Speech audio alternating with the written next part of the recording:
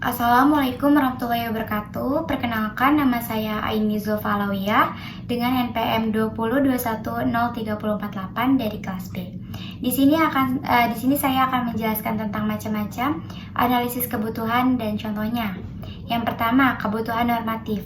Nah, kebutuhan normatif merupakan kebutuhan yang dirasakan setelah dibandingkan norma tertentu, atau bisa dikatakan juga sebagai kebutuhan yang timbul apabila seseorang atau suatu kelompok berada di bawah standar yang telah ditentukan. Contohnya, penampilan seorang siswa pada suatu lembaga pendidikan berada di bawah rata-rata pada suatu penampilan siswa yang telah ditetapkan pada lembaga tersebut. Nah, biasanya faktor tersebut dipengaruhi oleh beberapa iklim, misalnya prestasi kerja, keadaan keluarga, kondisi badan, dan sebagainya. Contoh kedua, misalnya seorang pembantu gajinya berada di bawah minimum yang telah ditentukan. Kebutuhan kedua yaitu kebutuhan terasa atau keinginan. Nah, kebutuhan ini bisa dikatakan sebagai kebutuhan yang dirasakan atau yang diinginkan atau yang diperlukan pada saat itu. Nah, biasanya kebutuhan ini diidentifikasi oleh wawancara. Contohnya misalnya, orang merasakan ada kebutuhan untuk mempelajari sex education, tetapi orang itu tidak mengatakan kepada sekolah karena menganggap sekolah bukan tempat yang tepat untuk itu. Yang ketiga yaitu kebutuhan yang dinyatakan atau expressed need atau demand. Nah, kebutuhan ini timbul ketika orang berusaha untuk mengekspresikannya untuk memenuhi kebutuhan tersebut. Contoh, misalnya seseorang membutuhkan baju, maka seseorang ini akan mengekspresikan untuk membeli baju di toko baju. Atau misalnya seseorang membutuhkan buku, maka seseorang ini akan mengekspresikannya untuk membeli buku di toko buku. Atau bisa juga misalnya bila jumlah pendaftar di sekolah udah melebihi batas bangku yang telah ditentukan, maka orang ini akan berbicara untuk menambah kelas baru.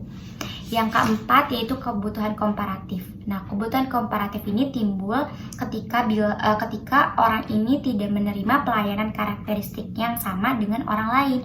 Contoh misalnya, pada umumnya sekolah-sekolah lain ini menyediakan buku bagi siswanya, tapi ada beberapa sekolah yang tidak menyediakan buku untuk siswanya.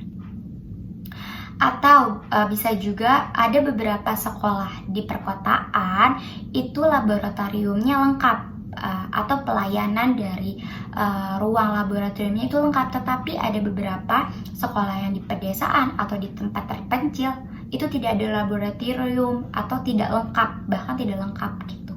Nah, yang kelima itu kebutuhan yang akan datang. Nah, kebutuhan ini tuh diduga akan datang. Jadi, kebutuhan masa datang itu kebutuhan yang diduga akan datang. Nah, misalnya contoh, 10 tahun lagi lulusan SMA ini meningkat 2 kali lipat. Maka muncullah kebutuhan untuk dosen-dosen baru, universitas baru, pegawai baru, atau administrasi baru.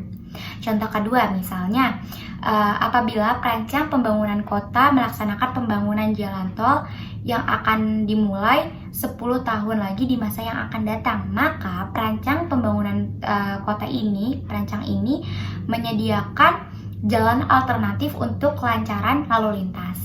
Nah, yang terakhir yaitu kebutuhan insidental atau kebutuhan mendadak. Nah, kebutuhan ini yang tidak diduga-duga atau kebutuhan yang tiba-tiba. Nah, contohnya misalnya ada masyarakat yang mengalami musibah, kita membantu gitu. Atau bisa juga apabila peserta didik mengalami kecelakaan atau mengalami musibah, maka guru ini akan memberikan keringanan untuk tetap belajar dan memberi bantuan berupa kebutuhan pembelajaran. Sekian dari saya. Wassalamualaikum warahmatullahi wabarakatuh.